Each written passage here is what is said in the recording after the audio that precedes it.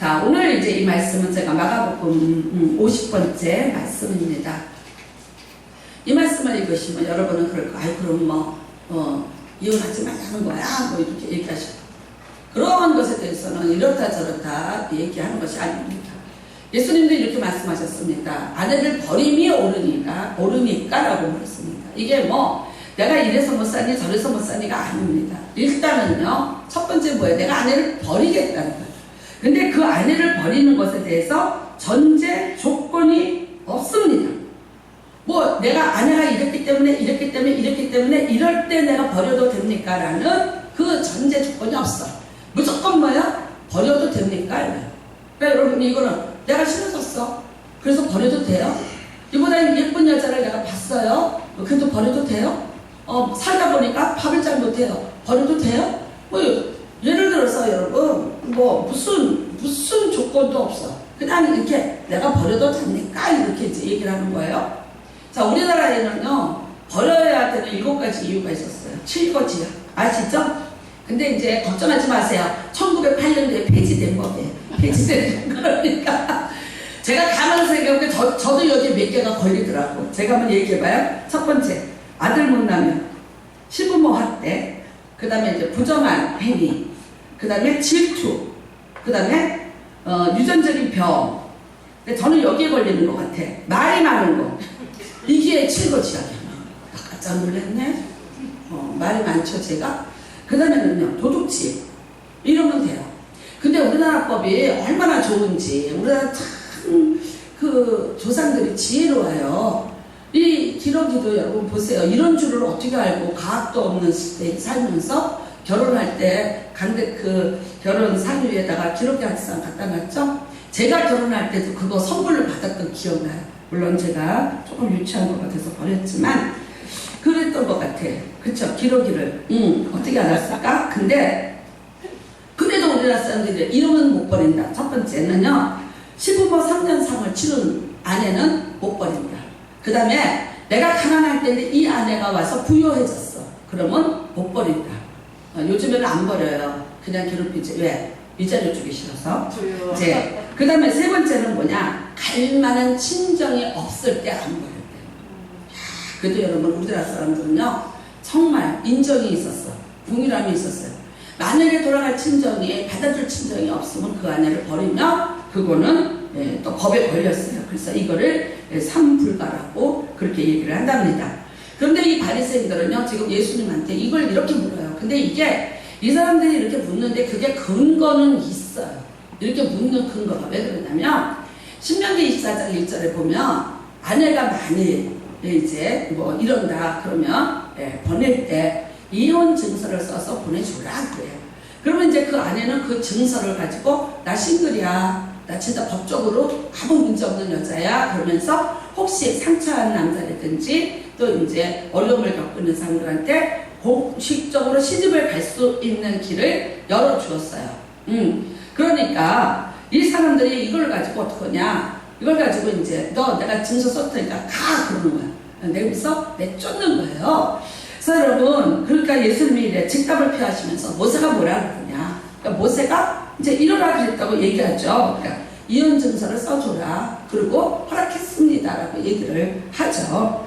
근데 여러분, 예수님이 뭐라고 말씀하시냐면, 너희 마음이 완악함으로 말미암아 이 명령을 기록하였거니 말이에요. 근데 이 명령을 만든 이유가 있다는 거예요. 너희 마음이 완악해서 이 명령을 만들었다는 거야. 왜 그래요? 남자들이 여자를 그냥 버리는 거야. 막 버리는 거야. 내가 싫다고 버리고 못생기셨다고 버리고. 여러분, 이게 과학적으로는요 3년이에요. 사람이 좋다, 사랑한다, 이게 불이 꺼지는 데까지 걸리는 게 빠르면 석 달, 길면 3년이라고. 그러니까 죽고 못 살아도 3년만 기다려라. 어떻게 된다? 끝장나고 돌아온다. 그러니까 이게 신체적으로 이게 생체 리듬이 그게 그렇대요. 그런데 세상에 살다가 아이 낳고 이러는데도 불구하고 내 마음인 거야. 그러니까 여러분, 여자가 어떻게 되냐? 세상에서 가장 약한 약자가 되어갖고 있는 거죠. 그러니까 이제 하나님이 어떻게 하셨냐? 이혼 증서를 또 써줘라. 왜 그러냐면 다시 새로운 삶을 찾아갈 수 있게. 혹시라도 아는가. 그래서 또다시 이제 가정을 꾸리고 살아갈 수 있는 기회를 주기 위해서 그러면 네가 그냥 버리지 말고 이혼 증서를 써줘라 했어요. 그랬더니 이거는 새롭게 그 여자가 새 출발을 할 수 있는 기회를 주기 위한 하나님의 어떤 배려법이거든요. 그런데도 불구하고 이 사람들이 이것을 가지고 아주 악용을 했다고 합니다. 그러니까 심지어 이거를 갖다가요, 이렇게 종이에다 써준 것이 아니라 나뭇잎에다가 써줬대요. 그러면 어떻게 하다 보면 이게 부서지잖아. 그러면 다른 데로 시집을 갈 수 없게 되는 거예요. 그러면 그 당시에 가정에서 버림을 받은 사람은 어떻게 됩니까? 일단은 경제적으로 살아갈 수가 없으니까 정말 살기 위한 그런 어떤 최악의 경우까지 여자들의 인생이 나락으로 떨어질 수밖에 없었다는 거죠. 지금도 여러분 우리나라는 그래도 정말 안 그렇지만 뭐 인도네든가 뭐 이런 이슬람권에 있는 나라들 부인 4명씩 두고도 법적으로 그걸 인정하는 나라에 산다든지 저런 뭐 아프리카를 일부 다처제로 살면서 그거를 합법화해서 살고 있는 사람들, 옛날에 뭐 가봉인가 어디에 대통령이 뭐 부인이 30몇 명이었다고, 그래서 낳은 애가 100명이었다고. 근데 이런 게 그 나라에서 아무렇지도 않게 소통이 되는 나라들이 지금 이 지구상에 얼마나 많이 있습니까? 아마 우리 뭐 대통령께서 어디에 감춰뒀던 여자가 있었다 그랬더니 당장 또 촛불 들고 나갈, 정말 어떻게 보면 굉장히 도덕적인 나라로 변한 게 대한민국인 것 같아요. 그러니까 뭐 이제 이런 악법이죠. 근데 이런 악법을 가지고 이 바리새인이라든가 이런 사람들이 자기들이 법을 가지고 있으면 또 그 법을 악용하여서 마음대로 남용을 하고 오용을 하면서 살고 있었어.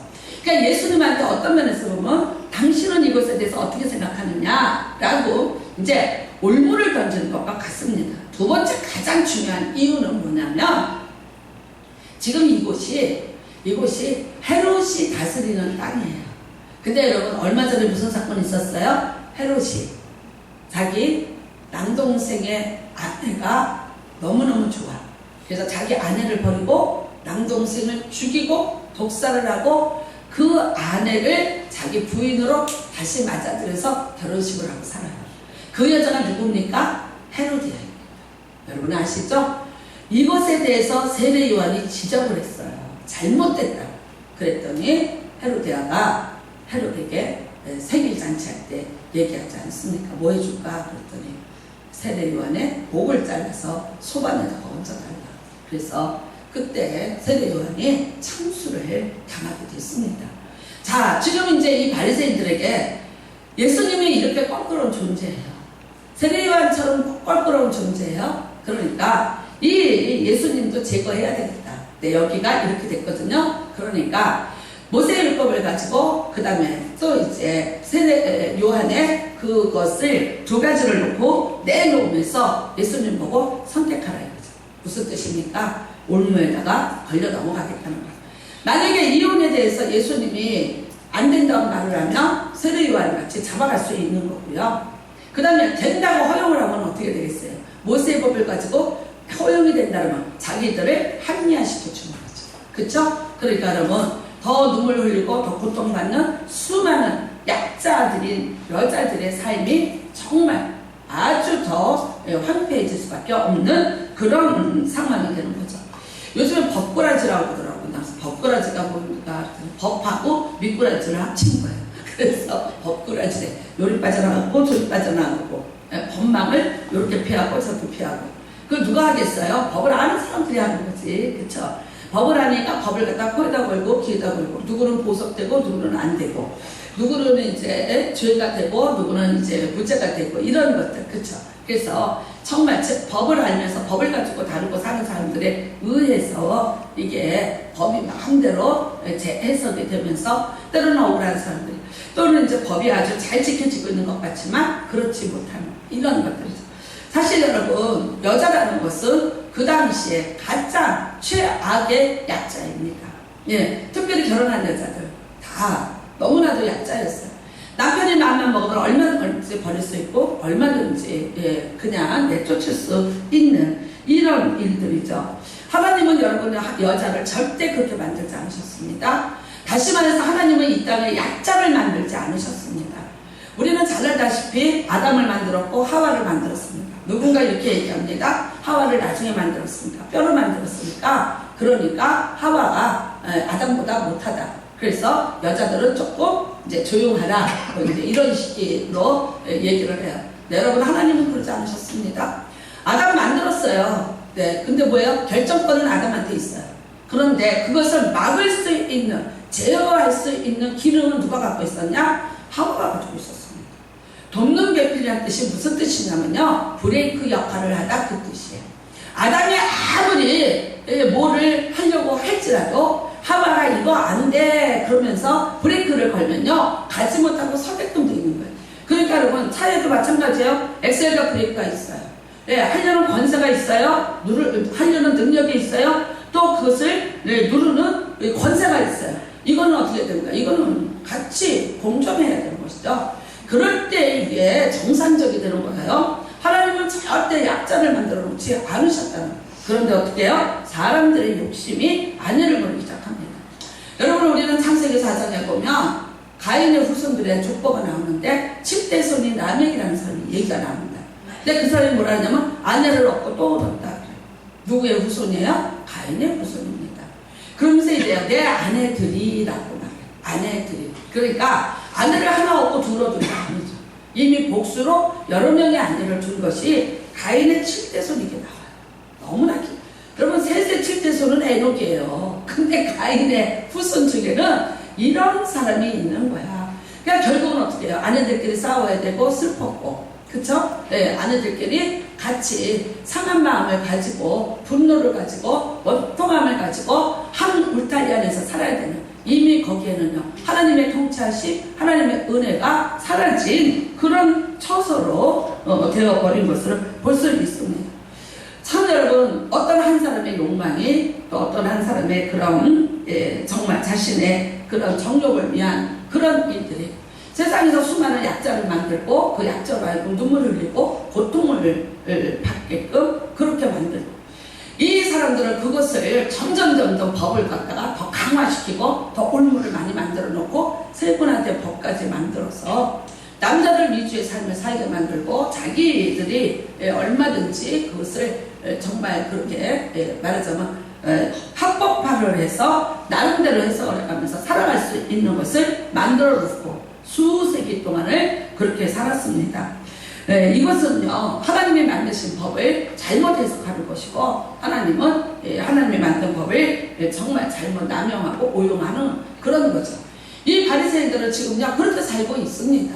이미 그렇게 살고 있는데, 정말 이 사람들이 이거를 고치든지 어떻게 한번 무슨 개혁을 이렇게 보든지 그런 약자들에 대한 배려가 있든지 그래서 이 질문을 했다면 예수님이 이렇게 책망하지 않으셨겠죠. 네, 아닌 거죠. 자기들의 죄를 갖다가 호의하고 그 죄를 이렇게 덮으려고 하고 그거를 합법화시키려는 악한 그런 방법과, 그 다음에는 이제 세례 요한의 그런 죽음같이 예수님을 다시 그런 어려움으로 이끌고 가려는 이 사람들의 그런 간계함이 보였기 때문에 오늘 오전에 보면 너희 마음이 완악함으로 말미암아 이 명령을 기록하였거니와 라고 말씀하고 있습니다.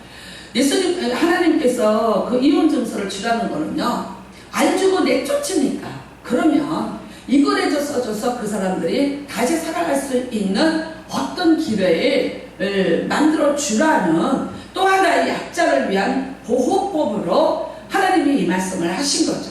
그런데 어떻게 해요? 주라고 모세가 주라 했으니까 줘도 되지 않냐, 주겠다라고 지금 예수님한테 이렇게 질문을 하고 있습니다. 참 여러분, 우리는 오늘 이 본문을 보면서 그래요. 세상의 약자, 가장 약자들. 지금은 뭐 이제 우리가 이런 말 하니까 조금 약간은 그렇습니다. 여자가 약자인 세상은 지금은 아닌 것 같습니다. 한 예로 이렇습니다. 목사가 되려면 이게 이혼을 하면 안 됐었습니다. 사실. 근데 어떻게 했냐? 남자는 안 돼도 여자는 그 사정을 써서 냈어요. 상황을. 왜 그러냐면 여자는 대부분 당하는 입장이었잖아. 억울하게 당했는데, 그렇잖아요. 그러니까 그 상황을 써서 이렇게 내면은 참고를 했어요. 그래서 여자는 받을 수가 있었어요. 근데 이제 남자는 끝까지 안 된 거예요. 그랬는데 요즘에 교단별로 여기에 대해서 다시 얘기가 되고 저희 순복음에서는 됩니다.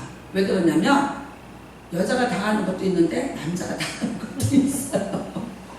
남자들이 너무 많이 지금은 당하잖아요. 그러니까 어떻게 우리나라가 이게 세상이 좀 거꾸로 돼서 약자가 누구냐 이거 약자가 슬피 울고 무조건 내쫓으면 떠나야 되고 당했고 내맞고 처절하게 고통받고 살던 이제 그런 시대. 근데 지금 우리나라는 이게 약간 조금 이제 거꾸로 돼가는 느낌. 그러니까 교단에서도 이럽니다. 남자들도 이렇게 당했으면 한 번쯤 그 상황을 보자. 그리고 참작을 하자. 그래서 줄 수도 있다라고 해서 이제 여유를 뒀습니다. 여러분, 우리는 오늘 이걸 가지고 무슨 이혼이 만장일이냐 이런 얘기 하려는 게 아닙니다. 정말 이 사람들이 와서 예수님에게 이혼해도 돼요? 안 해도 돼요? 그것 때문에 그렇습니까? 아닙니다. 왜 예수님이 이 사람들한테 완악하다고 얘기합니까? 이 사람들은 물론 법을 오용하는 것도 있고요. 근데 그 법의 오용이 뭐였어요? 하나님이 주신 진짜의 마음, 하나님이 진짜 약자를 위해서 어떤 마음을 가지고 있는지 그것을 알지 않고 그것에 대해서 이 사람들이 배려하지 않고 약자를 공경에 빠뜨리는 이런 완악함에 대해서 오늘 예수님이 책망하고 계시는 거죠. 여러분, 사회적인 약자가 있습니다. 얼마 전까지만 해도 여자들은 항상 또 당시 예수님 당시 2000년 전에 여자들은 아니 모세의 율법이 전해졌던 그 천몇백 년 전에 여자의 삶이라는 것은 정말 살아있어도 살아있는 것 같지 않은 그런 삶을 살았어야 됐죠. 사회에서 가장 약자였죠. 고와 가불의 가부, 나그네. 그렇지만 남편이 있다 할지라도 소리를 내지 못했고 자기의 삶을 살아내지 못했던 그런 약자들에 대한 하나님의 배려인 것입니다. 여러분, 하나님은 항상 이래요. 공평하셨어요. 그리고 하나님은 공의로우셨고 정의로우셨다고 말씀하고 있습니다. 하나님의 사랑은 늘 그렇습니다. 모든 사람에게입니다. 남자건 여자건 아니 또 어린아이건 누구이건 세상에서 이제 우리가 약자라는 것이 있습니다. 또 조금 더 가진 자가 있고 강자가 있습니다. 그런데 하나님은 늘 이 모든 사람에 대해서 공평함으로 대하셨고 항상 신실함으로 대하셨던 것을 우리는 믿어야만 합니다. 네. 저는 그 사사기 11장에 보면은요, 입다라는 사람이 나옵니다. 근데 이 입다는 여러분이 알다시피 정말 사회적인 약자입니다. 아버지가 밖에 나가서 기생에게서 얻은 아들이에요. 근데 그 기생이 이 아들을 챙기지를 않아요. 그리고 이제 아버지 집에 보냈어요. 그러니까 이 정말 부끄러운 아들이 왔어요. 예, 부끄러운 아들. 아버지가 몰래 한번 바람을 폈는데 이게 그냥 숨겨지지가 않고 온 동네방네 소문이 날 만한 이런 사건이 됐으니까 아버지에게 이 아들은 참 원망스러운 아들이 거죠. 그랬는데 왔는데 여러분, 이 집에서는 이 아들이 갑자기 들어오므로 부부간에 평안이 깨지고 이제 모든 가족 간에 갈등이 생기고 이 입다는 갈등에 정말 본체가 되는데 이 아들을 누가 사랑하겠습니까? 그러니까 어쩔 수 없이 아버지하고 아들들이 같이 힘을 합해서 입다를 내쫓습니다. 내쫓았어요. 그래서 이제 저기 변두리 가서 살고 있었죠. 근데 여기에 암몬이라는 나라가 쳐들어왔어요. 자주 있는 일이에요. 그러니까 누가 가서 싸울까? 교회 장로들이 모여서 회의를 해. 여러분 얼마나 정말 비열합니까? 야, 그 입다 데려오자. 입다 불러오자. 입다를 보내보자. 그러니까 지금 말하면 총알까지예요. 너 귀한 집 자식도 아니고 너 그러니까 너를 이제 총알바지로 보내겠다. 전쟁터에 나가라. 근데 이제 한 가지 이게 딜을 하죠. 뭐냐? 만약에 네가 그래서 이긴다면 너를 다시 우리 동네에 살도록 받아들여 주겠다. 이거를 걸죠. 그러니까 참 여러분, 너무나도 정말 비겁하고 그래요. 사회의 법이라는 게 그랬어. 항상 약자를 악용하고 이용해 먹는 그런 이유들. 그랬는데 나는 이거를 보면요, 이사야서 11장인데 항상 하나님은 이러신 분이에요. 11장 1절에 입다의 얘기가 시작되기 전에 하나님은 이런 선포를 먼저 하셨어요. 입다는 강한 용사. 아직 입다가 용사가 아니에요. 그냥 저쪽에 어디에서 그냥 그런 사람들하고 그냥 돌아다니는, 말하자면 별로 좋지 않은 그런 부류들과 같이 있어. 그래서 그를 비류들과 함께 있었다 그래요. 그랬는데 하나님은 뭐라 그러시냐? 입다를 선포하세요. 강한 용사. 강한 용사는 이겁니다. 좋은 감.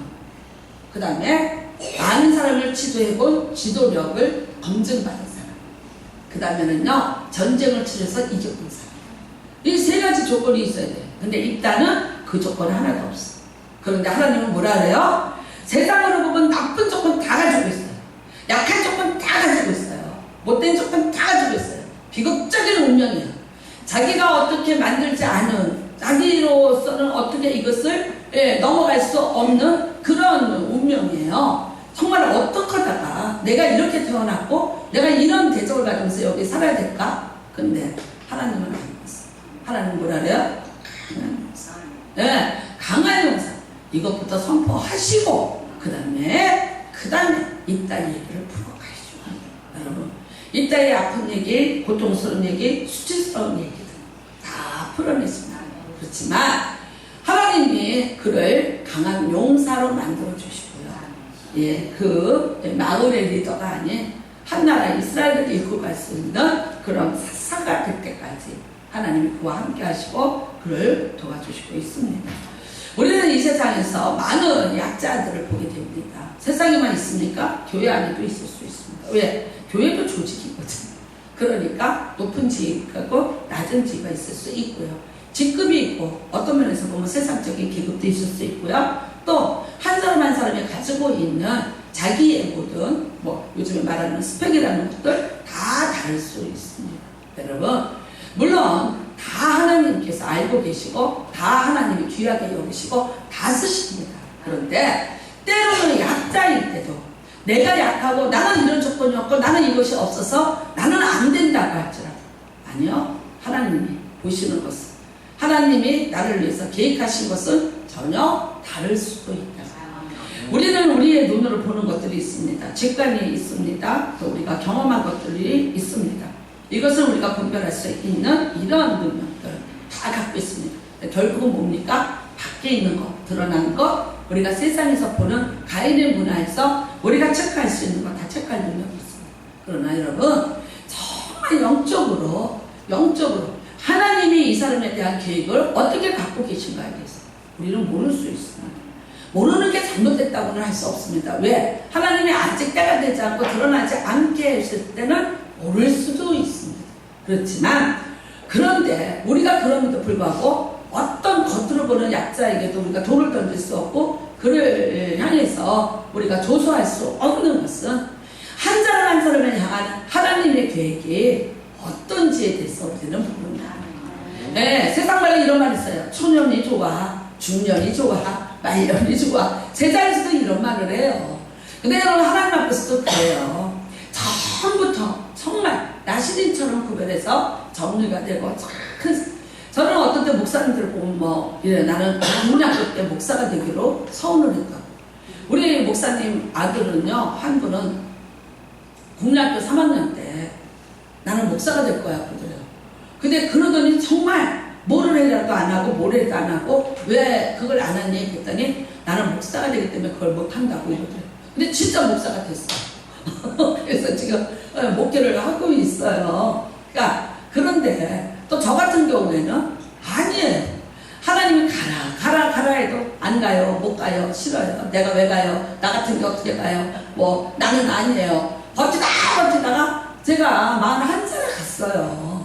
그러니까 37에 가라. 34살에 최성교 목사님이 처음에 얘기하셨어요. 근데 아유 말도 안 돼. 맨날 말도 안 돼. 근데 왜냐면요, 내가 나를 보기에 그런 거야. 남이 나를 보고 어떻게 생각할지 모르는데 나를 보기에. 그래서 제가 최성교 목사님 처음에 얘기하실 때 목사님 저를 뭘 하신다고 저한테 신학을 가라 그러세요? 저에 대해서 뭘 아세요? 제가 아니 정말 34살이니까 그렇게 질문했지. 요즘 같았으면 그렇게 안 하지. 철없이. 근데 목사님이 기가 막히게 허우하고 그러더라고요. 그러더니 나중에 그러시더라고요. 그분은 저를 말명숙이라고 했어요. 왜냐하면 제가 교회에서 걸어다니지 않고 뛰어다녔어요. 왜냐하면 저는 일이 많았어요. 빨리빨리 해야 되니까.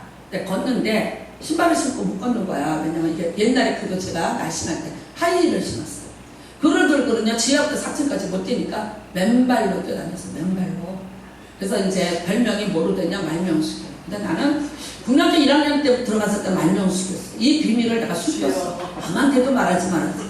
근데 고등학교를 들어갔는데 또 말명숙이래요. 어떤 분 선생님이. 아, 이거는 정말 내가 바꿔보자. 대학교 가서는 조용히 참 있어보자. 근데 어느 날 보니까 또 말명숙이더라. 그러더니 교회를 가서도 내가 이거는 얘기하지 말아야지. 그런데 또 어느 날 보니까 소명숙이 아니라 저거를 뛰어다니는 말명숙이 되어 있더라. 그러니까 여러분 모르겠어요. 근데 또 보니까 내가 지금 가만히 생각해보면 아 그래 40에 철이 들었어. 그래도 뭔가를 조금 알고 갔던 게 그래도 낫지 않았나. 어떤 면에서 보면 또 아쉬움도 있어요. 아니 조금 빨리 갔으면 좀 더 공부를 하고 좀 더 이랬을 텐데 또 그렇지 못한 부분에 대한 어떤 아쉬움. 그래서 제가 늘 생각해요. 세상에는 어떤 것도 정답은 없고 늘 아쉬움만 뿐일세. 그냥 찬송가 가사처럼 우리가 그냥 이렇게 사회상을 살면서 나이를 먹으니까 어떻게 해요? 아쉬움만 뿐일세. 이것도 아쉽고 저것도 아쉽고 이때 좀 이랬으면 저때 좀 저랬으면 그랬으면 좀 더 좋았을까 하는 그런 아쉬움이 있습니다. 그러나 여러분 그런 것조차도 우리에게 우울증입니다. 아니고요. 하나님이 적당할 때 부르셨고 하나님이 필요할 때 부르셨고 하나님이 나를 쓰시려고 그냥 부르셨다라고 그렇게 여러분이 마음을 가지시기를 바랍니다. 그래서 우리가 여러분 이 땅에 있는 약자들을 정말 교회 안에서도 그렇습니다. 뭔가 조금 연약함이 있습니다. 믿음으로도 보면 어떤 또 영적인 부분으로 또 어떤 육신적인 부분으로 어떤 조그만 약점이 있을 때 그것을 가지고 우리가 왜 그러냐고 하기보다는 그 사람은 거기에서 그럴 수 있어. 제가 이렇게 30대 40대를 돌아보면요 왜 그랬을까? 왜 그렇게 했을까? 지금 이제 이 나이가 되니까 뭐라 그래요? 30, 40대에 뭘 실수를 해도요. 그래. 처음에는 어이가 없고 속이 상해. 그렇지만 이래. 나이 어려서 그래. 아유, 나이 들면 알겠지. 철들면 알겠지. 좀 더 세월이 지나가면 알겠지. 저도 아는 때 있겠지.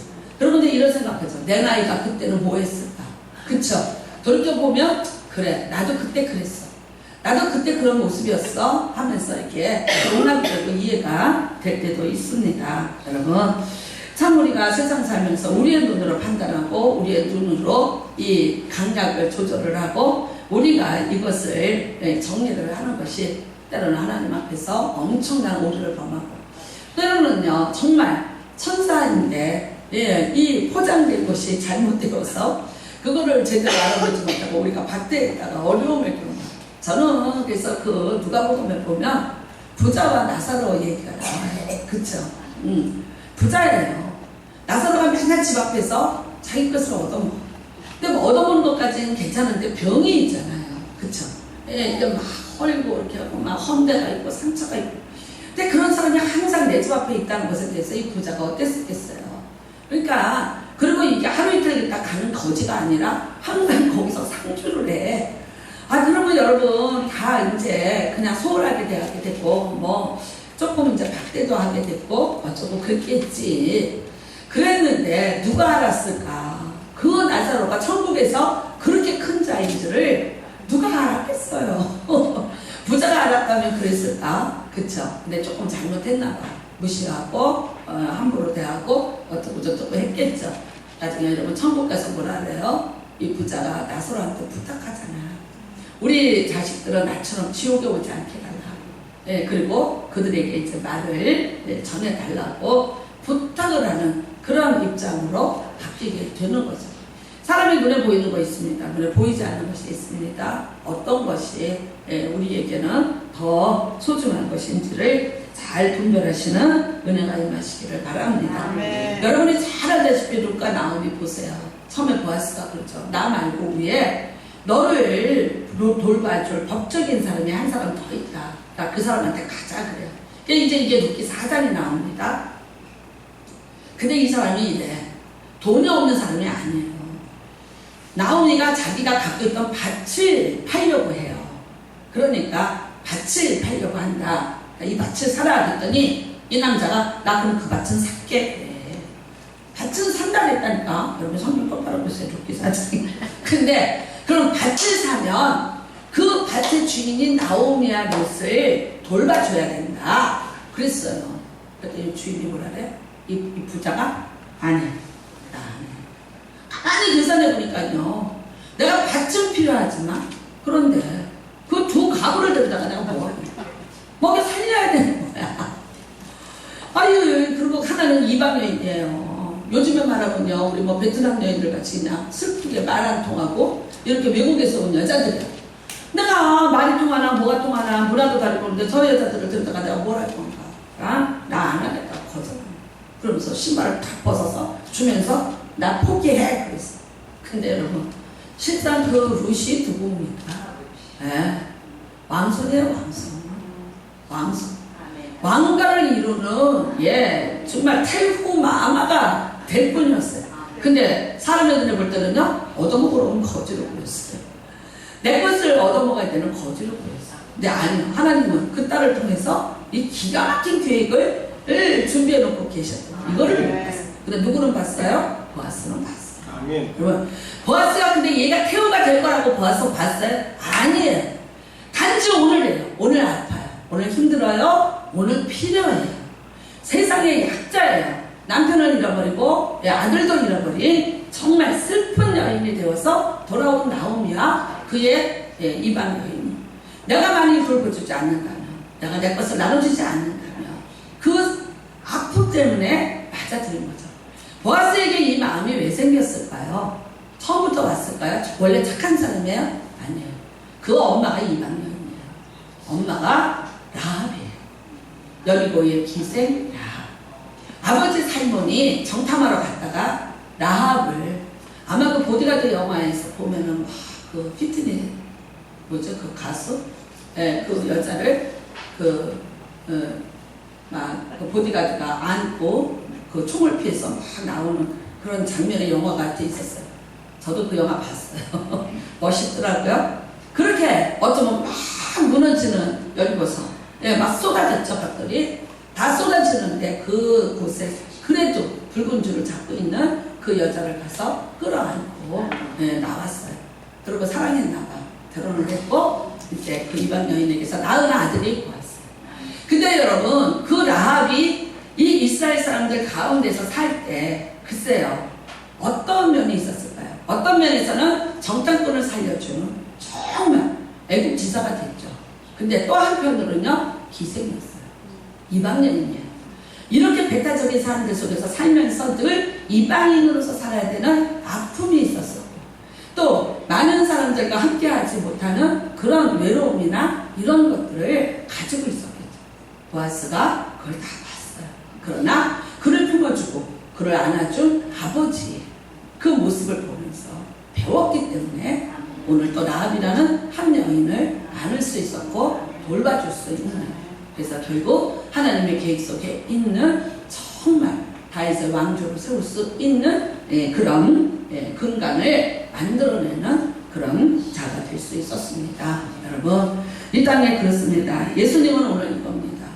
이혼이라는 말을, 이혼이 아내를 버리는 겁니다. 아내를 버리는 겁니다. 그 약자를 갖다가 마음대로 유린하고 버리고, 또 다른 아내를 얻고 탐욕을 갖고 살아가는 세상의 그 강한 자들을 향한 하나님의 이런 준엄한 책망인 것을 우리가 깨달아야 될 줄로 압니다. 오늘 우리가 여기 보면은 7절에 이런 말씀을 합니다. 그 부모를 떠나서 그들이 한 몸이 될지니라. 사람이 나누지 못하네. 근데 이 이야기를 신약의 에베소에서는 교회와 예수님으로 만들어놨습니다. 여러분, 그래서 예수님과 교회 나누지 못합니다.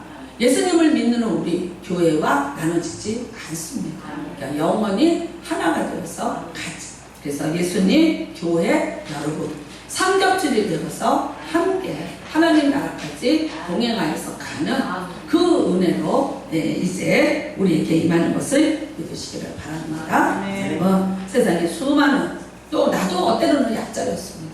내가 태어날 때부터 내가 밥 먹고 살았어요. 내가 기저귀 가지면서 살았어요. 내가 약자로 태어났을 때 내 부모가 나를 돌봐주지 않고 누군가가 나를 도와주지 않고 내가 아팠을 때 누군가가 나를 치료하지 않았다고 내가 오늘 살아있을까요? 살아있지 못합니다. 자식들이 보면은요, 컸으면요 다 쥐가 달라서 쥐가 큰 줄 알아. 어? 근데 이제 쥐가 자식을 낳아서 보면 아닌 거야. 내가 한번 우리 딸 보고 그랬어요. 막 애를 막 상처 날까봐 저희 이제 친정이를 왔는데 애가 상처받을까봐. 그러더니 뭐라고 요구를 하냐면요. 모든 가구에다가 다 뽕뽕이를 다 붙이래요. 자기 딸이 혹시라도 가다가 넘어지거나 다치면 안 되니까. 근데 나도 나름대로 내 가구인데 거기에다가 뽕뽕이를 갖다가 있잖아. 막 퍼런 테이프를 있잖아. 둘둘둘둘 감아놓는 거야. 지금도 그 상처받은 그 가구에 그게 있어요. 그래서 내가 기가 막힌 거야. 아우 엄마 다치면 어떡해. 아우 우리 애 다치면 어떡해. 아니 넘어진단 말이야. 그러면서 그냥 아니 바닥을 갖다가 막 닦고 아니 내가 한번 걸레를 빠는데 락스를 넣었더니 락스를 넣어서 걸레를 빠서 애가 손에 닿으면 어떡하냐. 아니 이거는 나 너무너무 야단을 치니까 진짜 사람이 정신이 하나도 없는 거야. 그렇다고 먼 데서 왔는데 뭐라 그럴 수도 없고 너무 화가 나요. 근데 참았어요. 몇 주만 참자. 나중에 떠날 때 이 말 한마디 했어. 네 몸에 상처 있니 없니? 없지. 나 네 몸에 상처 하나 안 내려고 키웠어. 너 네 딸 열흘 있는데 내가 기가 멍멍해. 상처 날까봐. 근데 너를 28까지 키우면서 네 몸에 상처가 하나 안 내게 키워줬어. 고마운 줄 알아. 어디서 말할게요? 공항에서. 떠날 때. 응, 그런 줄 알아. 그리고 상처 안 나게 잘 키워. 내 얘기만 해봐라. 빨리빨리 했어요. 고마운 거 알아야죠. 그쵸? 수두 걸렸을 때 여기에다가 양쪽에다가 이거 긁으면 흉터가 되는데 얼굴로 수두가 너무 많이 나왔어. 그러니까 양쪽에다가 엎고서 양쪽에다 이거를 양발을 씌워갖고서는 이렇게 묶어서 밤새도록 3일 밤을 엎드려서 세면서 얼굴에 상처가 하나 안 나게. 근데 또 의사가 그러는 거야. 반드시 수두는 상처를 남기고 간대. 근데 뭐 친정하고 멀리 떨어져 있으니까 누가 도와줄 것도 아니고 연년생 키우면서 그거를 아들하고 둘이 수두를 하는 거예요. 근데 아들은 상처가 나거나 말거나 이거 딸은 시집 못 보내면 어떡하시고 그리고 3일 밤을 새면서 있었던 얘기를 했더니 그러니까 좀 가끔은 좀 얘기를 해줘야 돼. 그쵸? 여러분 우리가 다 강자가 아니었어요. 그렇게 해서 키워놨더니 큰 소리 쳐. 그쵸? 근데 우리도 어땠어요? 우리 부모한테도 그랬어요. 여러분 세상에서 내가 약할 때 누군가의 도움이 있었고 누군가의 사랑. 그랬기 때문에 살아요. 약자를 향한 여러분의 마음이 열려지기를 바랍니다. 뿐만 아닙니다. 또 여러분 또 내가 약해질 때가 있어요. 내가 약자일 때가 있어요. 내가 연약할수록 주님께서도 사랑하시고 높은 보좌 위에서 낮은 나를 보십니다. 예수님의 사랑 때문에 여러분이 항상 위로가 되시고 힘이 되시고 세상 사람들이 어떻게 평가하든 판단하든 주님 앞에서 내 모습을 다시 내어놓고 위로받으시는 저도 되고 여러분도 되시기를 주님의 이름으로 축복합니다. 네. 때로는 여러분 우리가 그 사무엘상 22장에 보면 아둘람 고레 사람들이 있어요. 근데 뭐라 그러냐면 환난당한 자. 제가 거기서 가장 가슴 아픈 얘기는 뭐냐면 마음이 원통한 자. 마음이 원통 누구였을까? 세상 살면서 원통한 자, 환난당한 일들 있고 아플 수도 있고 그런데 마음이 원통한 자들이 있어요. 맞아요. 세상에는 여러분 누구도 모르는 마음의 원통함에 우리가 그런 아픔들을 가지고 있습니다. 세상에서 약자였기 때문에 당했던 그런 아픔들이 있습니다. 그런데 하나님은 그런 자들을 통해서 하나님 나라를 세우시고 거룩한 너희들도 튼튼한 다윗의 왕조를 세웠습니다. 여러분들이 나의 약점 있습니까? 여러분 걱정하지 마세요. 나의 모든 연약함이 있습니까? 하나님이 여러분과 함께 하실 것이고 그 약점과 아픔과 고통이 변하여서 하나님의 영광이 또 우리의 기쁨이 모든 사람에게 정말 은혜가 되는 역사로 바뀔 줄로 믿습니다. 같이 우리 찬양 하나 부르겠습니다. 약한 나로 강하게.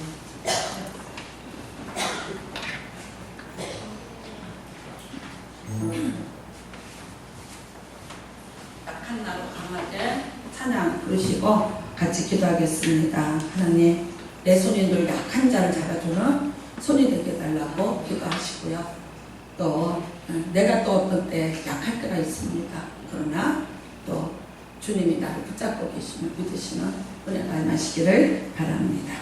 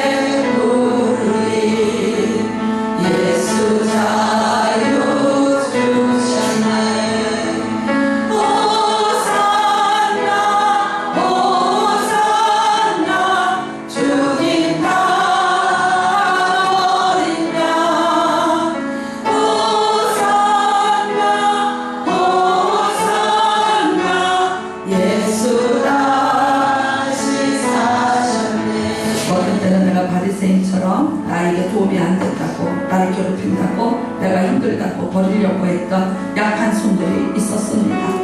때로는 내가 또 세상 살면서 이런 사람들 때문에 내가 지치고 고나였고 내가 아픔을 가지고도 살아갑니다. 그러나 오늘 약한 나를 강하게 하시는 예수 그리스도를 바라보시기 바랍니다. 내 모든 약함이 다 그 십자가의 강가에서 해결된 것을 믿으시기를 바랍니다. 오늘도 내가 건너야 될까 주님께서 대신 건너가 주시면서 우리를 강하게 하셨습니다. 우리를 평안하게 하셨습니다. 우리를 치료하여 주셨습니다. 오늘 다시 한번 그 사랑을 기억하시고 주의 이름을 부르시면서 기도하시기를 바랍니다. 주여, 하나님 아버지, 하나님 아버지,